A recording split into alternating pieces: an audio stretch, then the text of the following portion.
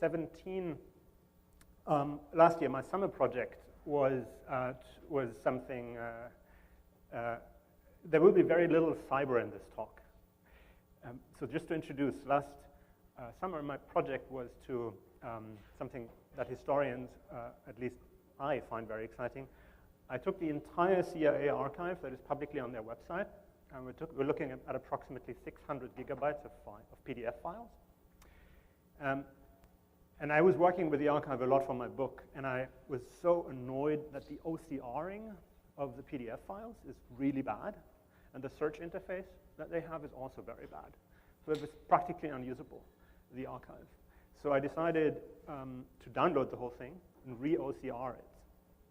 And now I have this amazing search tool into the CIA archive that allows me to pull out information on very specific operations in a highly targeted and very productive way. So what you see, what I will present today is sort of completely fresh historical research that used a little bit of that capability, but mainly other sources. Most of them open, but not all of them. So let me pull up my slide. Clicker, sorry. The operation that I'm going to present is a vintage operation. It took place in 1959, 1960. And there's a little bit of a technical component to it at the end. But basically, the question is, what I'm doing is I'm going to attribute or explain the attribution of one of the most extraordinary and most damaging active measures of all time. It's truly an absolutely stunning operation. And the fact that most likely, in fact, I'd be really curious whether that is correct, but most likely nobody in this room has ever heard of this operation before, shows you how successful it was. It doesn't really have a code name, and we don't know its actual code name. It's a KGB operation, so let's call it Operation Swastika. And as I said, it started in 1959 on Christmas Day. But I'll walk you through the operation in great detail in just a moment. So quick questions for today. What happened?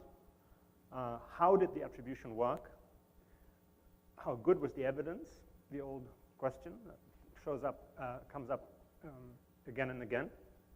And especially, what did we learn from this case?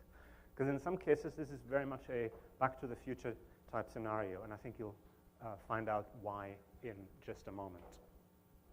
So the story starts in September 1959, actually a few months earlier, but we don't know this yet.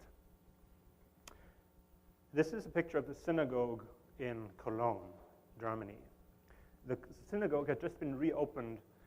It was reopened in September by the chancellor, by the German chancellor at the time, Konrad Adenauer, in a bit of vintage dress here, giving the opening speech in the synagogue. That was a huge event, sort of front-page news all over the country, because obviously this is 14, 15 years after the end of World War II and after the Holocaust. So this is a very important part of Germany coming to terms with its own very dark past here. 2 months later, on Christmas Day, 1959, a student walks home after a night out, Christmas mass and a few drinks, and he walks past the synagogue in the middle of the night and discovers this. He discovers swastikas smeared on the walls of the synagogue, and Juden raus, Jews out.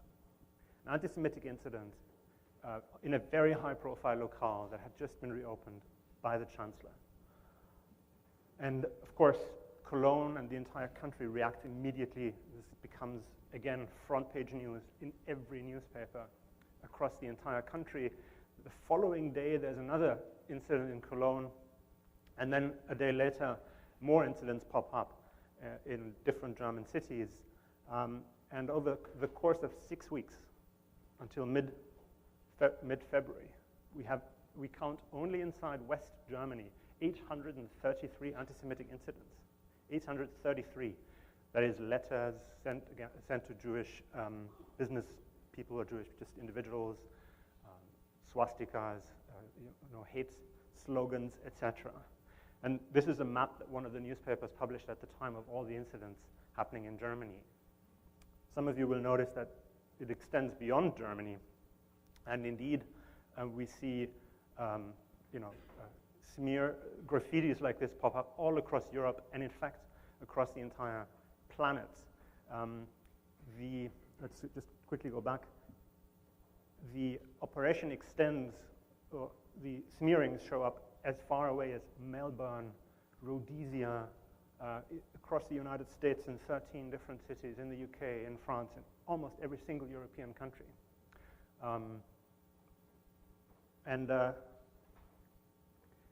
The government in Bonn, this is a picture of Bonn at the time, came up, even did a timeline analysis and came up with a bunch of statistics just to understand what was going on. And here we can see the 833 incidents over time. They peaked around January 5th, 6th, 7th, 8th, actually in different countries. So some people at the time already suspected that this is moving so quickly. And it's such a global phenomenon. In many countries, the slogans that showed up at walls were actually in German. So you would have, Juden raus printed in German on synagogues in New York and Australia, which was a little bit suspicious. Why suddenly in German everywhere? So here are a few pictures from New York at the time, early 1960. This is the Temple Emmanuel on Fifth Avenue, which also was smeared. This is a swastika from the temple. This is another picture from the United States, a swastika at the wall of a student fraternity house. I think it was in Michigan, if I get my details right off the top of my head. Now, why do I show you these pictures? It's a fascinating little detail here because this is a quick fast forward. The one on the right with the policeman at the Temple Emmanuel on Fifth Avenue was a Russian operative painting the swastika at the wall. The other one was, as far as we know, most likely a genuine anti-Semitic student. Now, basically, one is fake and one is factual, if you like. Now, clearly, it becomes a little bit of a mute question which one's fake and which one's factual. And indeed, it is extremely difficult to break down the numbers and say how many of the graffitis and other little incidents that happened were actually done by somebody who was doing it because they were paid or instigated to do so, as opposed to actually believed in it. I'll have more on that in just a moment. January 7th in the UK, just a picture from Leeds, just to show you how pervasive it was. And I could go on, but of course the image material is, some of this imagery, by the way, is super hard to track down. So I'll stop now with that. And of course, the reaction was intense. In Berlin, you had on January 8th, at the height of the campaign, you had a demonstration of approximately 40,000 people taking to the streets, demonstrating against neo-Nazi tendencies, against anti-Semitism in Germany. A day later, or a week later actually, demonstrations in London, huge demonstrations, 50,000 people, 50, take to the streets in London, march on the German embassy, and you have this rise of anti-German sentiment in the UK, in the US. The press coverage of the operation, I'm just giving you a few snippets here from Germany. These are all front pages, only front pages. From other countries, this is one from the UK of a newspaper that doesn't exist anymore, The Guardian. I think there were well more than 1,000 articles written only within the space of a few weeks on this incident. It was absolutely massive at the time. In Germany, the perspective on the operation was, I'll sum it up by saying, in Germany, the perspective was, this is only a few bad apples. Possibly very early on, some suspicions were articulated that this may be communist inspired, but the allegation didn't really fly. So in Germany, the perspective was that this is a problem that we basically have under control and will disappear if we tackle it in the right way. And Germany did a lot of things to tackle the rise of anti-Semitism, working with schools, working with teachers, etc. But outside Germany, the perspective, the perception was very different. This is a cartoon from the New York Times at the time, and you know the person on the right, this guy is Adenauer, the German chancellor, and what you see, and Germany is in the sick bed. You know, Germany really doesn't look very great here in that cartoon. So the reputational damage for the country, for West Germany, was absolutely massive. So the operation was extremely effective. I think it's beyond any doubt, considering the amount of press coverage it generated. And also just, I mean, you know, the Israeli Minister of Justice at the time, for example, spoke about it in front of the Knesset. The Bundestag and the German cabinet had special emergency meetings on this several times. I mean, it was a huge deal. So I'll speak about the attribution of the incident in now for a few minutes. But before I do so, just to give you a chance to throw a question at me or a comment. Any questions so far? Yes, sir. Was there any signs of the graffiti behind the Iron Curtain, or was it just another sign? I appreciate the question. It's a brilliant question. In fact, sorry, I repeat the question. The question is, was there any, if I heard right, the question was there any symptom or any sign of anti-Semitism of the same type of problem on the other side of the Iron Curtain, right? I forgot that detail. Thank you. The answer is almost none, except East Berlin. Berlin was a hotspot of this operation.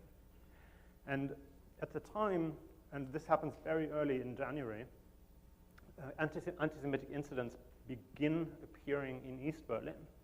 And the authorities in East Berlin, obviously, these are, you know, communist. The wall isn't up yet in Berlin. This is 59. The wall gets built a good year later, in 61. So there's a lot of traffic, easy traffic between East and West Berlin. So essentially the problem backfires into East Berlin, and within the same time frame, we have approximately 220 anti-Semitic incidents in East Berlin as well, which of course the authorities tried to suppress. They didn't want to admit this because in their own ideology they were very much anti-fascist.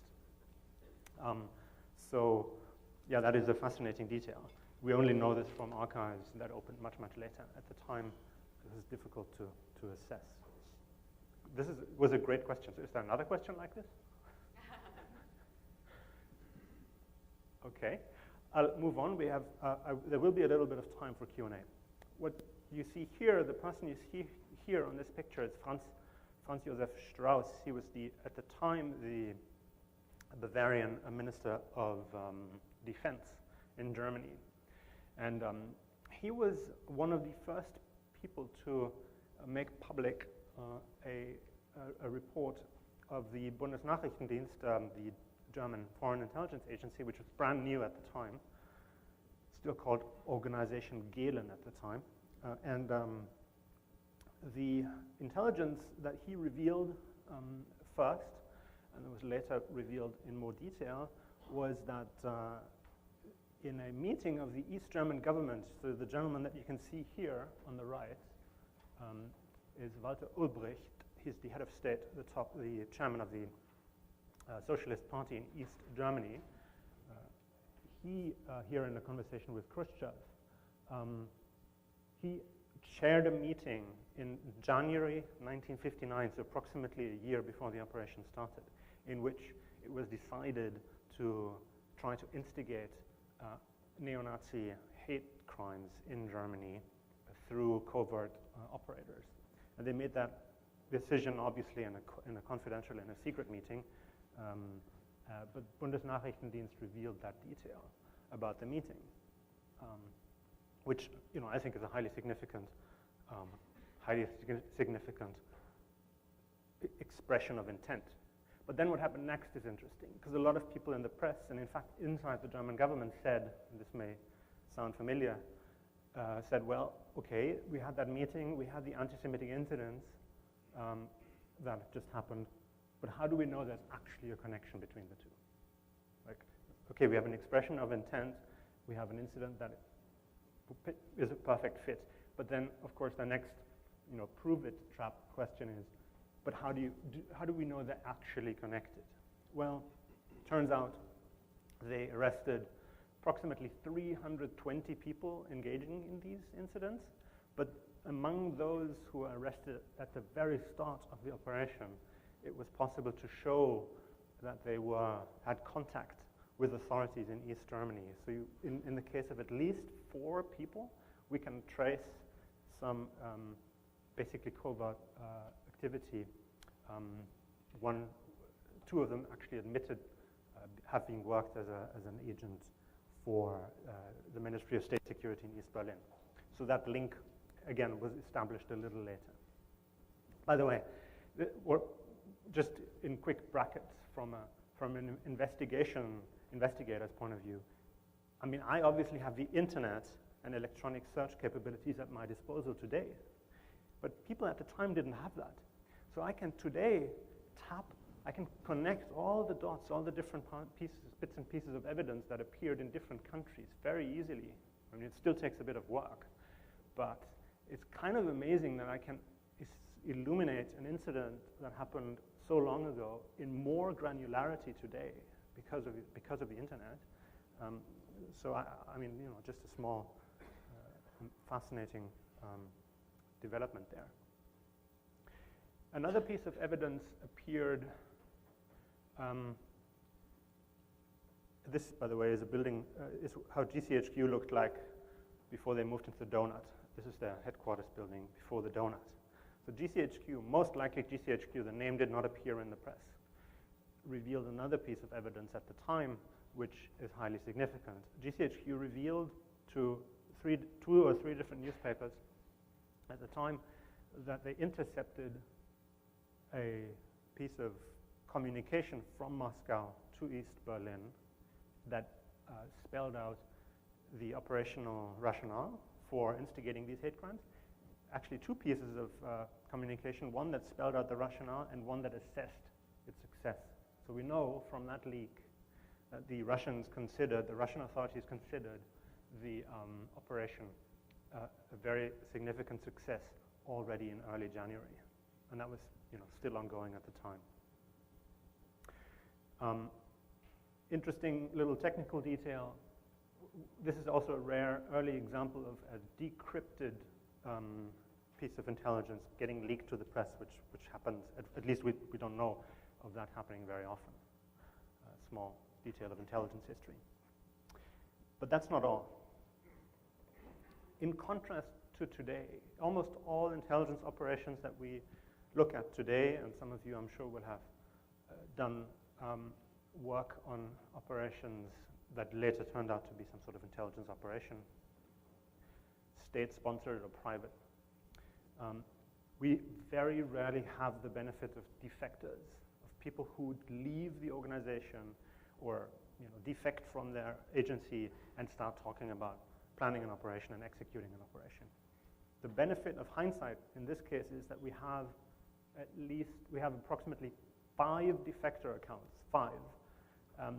Some of them are less useful than others, but that illuminate parts of the operation.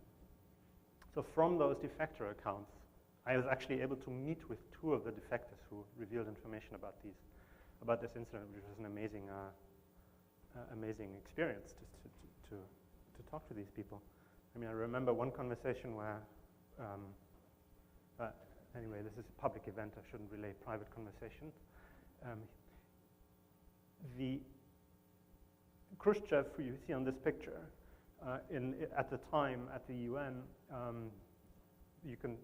before he famously used his shoe to bang on the table, but Khrushchev, in December '58, appointed this gentleman, Alexander Shelepin, if I'm pronouncing this correctly, as head of KGB. And Shelepin appointed this gentleman, General Ivan Agayants, as the head of the newly created disinformation department.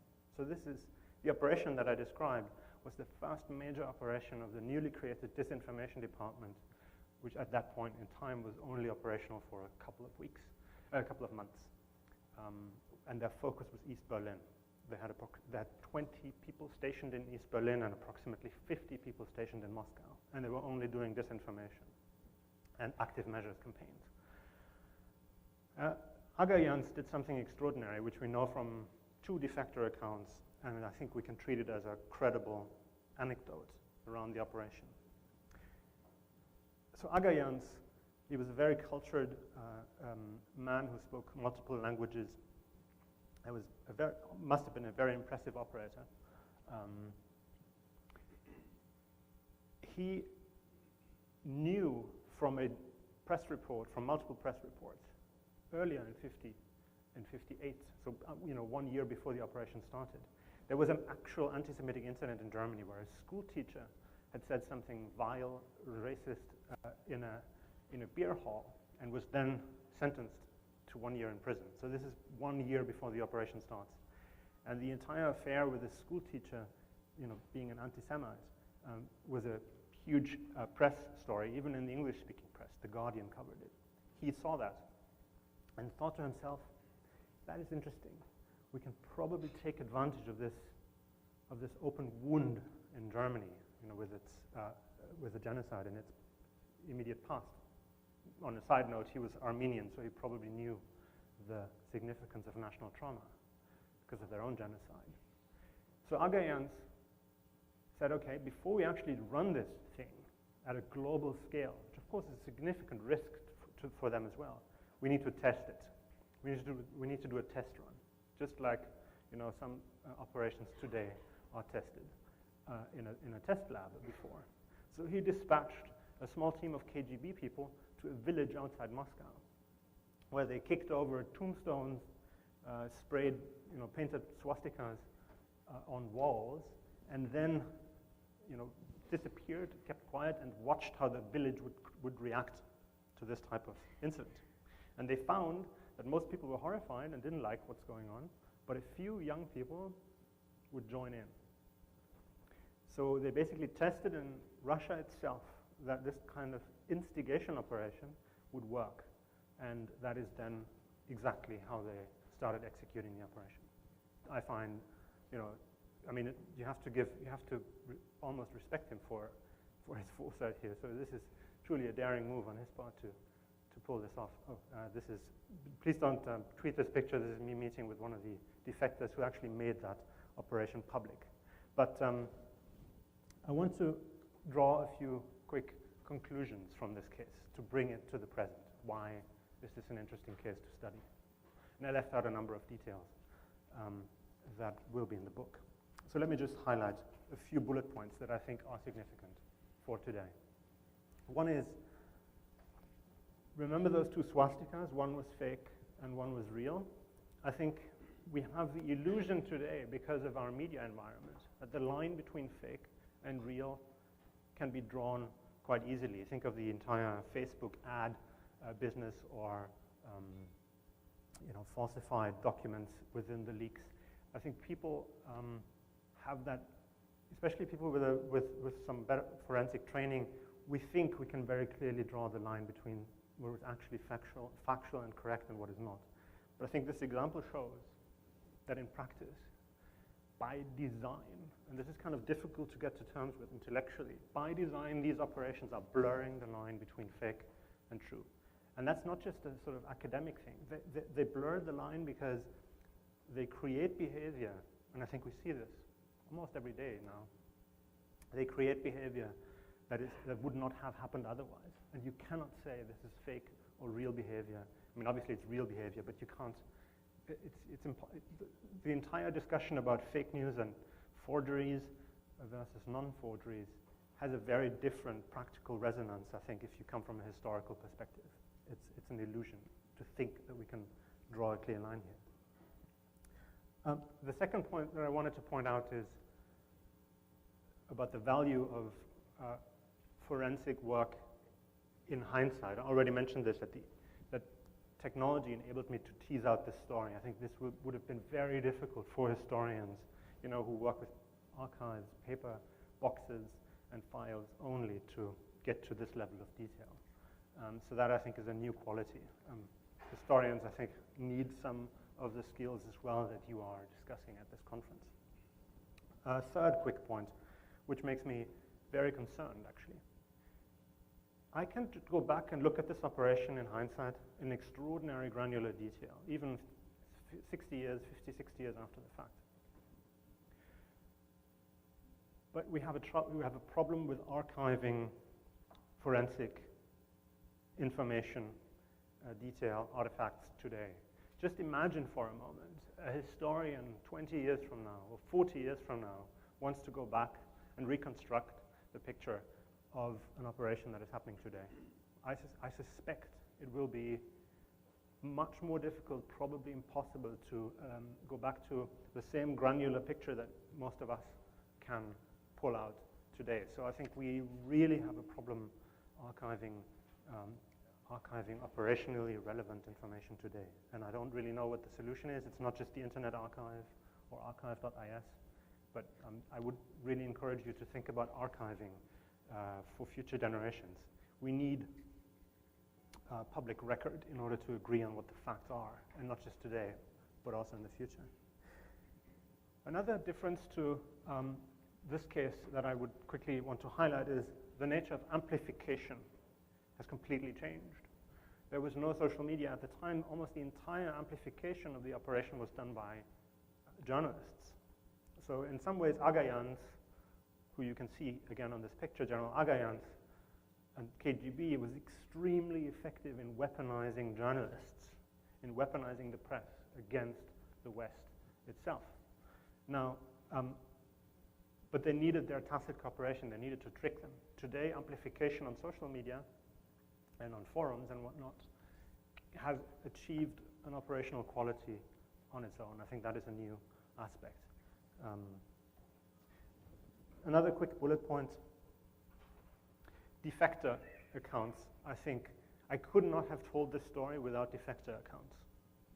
Again, the evidence, even without defector accounts, without people talking about the operation from an inside perspective, the evidence was pretty good, but not perfect.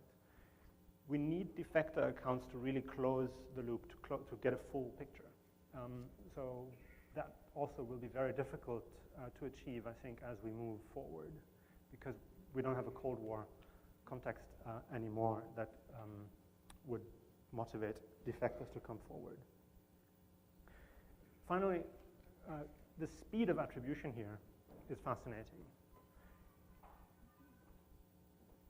If you have a major successful operation like this, and I think we had one in 2016, as you know, the attribution needs to happen almost in real time to reach the full public, to reach its full impact. If you have high quality attribution 5 months later, that is just not going to make a big difference, which is why this operation was so successful. The attribution was pretty good, even at the time, but it came too late.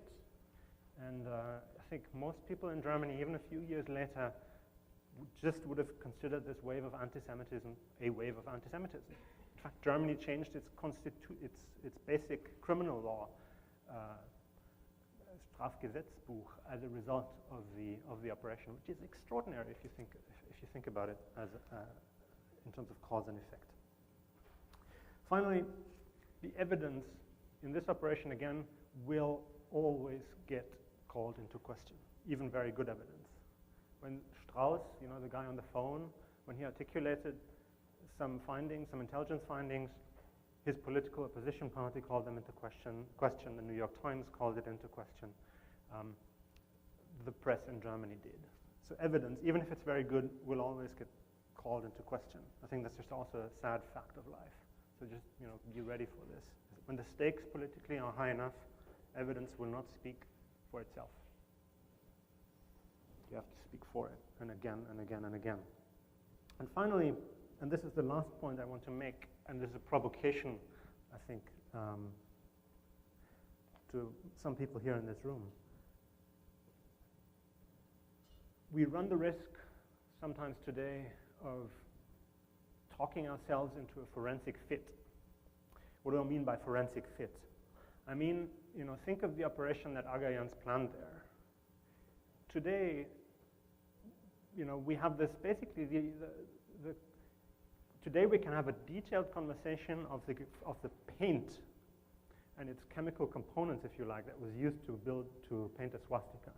We can have a detailed conversation about the bus or the taxi that the operative took in order to get to the synagogue to paint the swastika. I'm using a metaphor, obviously. I'm talking about very detailed forensic conversations about technical specifics of operations that ultimately, they are important sometimes to do the attribution, but ultimately they're very down in the weeds, and we need to take a step back to put things into the larger perspective, as I was doing today sometimes. And the example that comes to mind is shadow brokers, and in a way, NotPetya. Shadow brokers weaponized the cybersecurity community in the same way Agayans weaponized journalists in the 1960s. Because by dumping this tool set, first on GitHub, whoever did this, they knew exactly that the cybersecurity community would take those exploits and tools and, sift through them and dig out the interesting parts and then make them public. And that part, the sifting through the evidence and discussing it publicly, that created the actual damage. That was the actual operational effect. So, obviously, it was also important and necessary to do that. And I'm not saying they shouldn't have done that. But the discussion of an operation itself has become part of an operation. We have about 12 minutes left, so I'll stop here and take a few questions and try to answer them if I can. Thank you very much.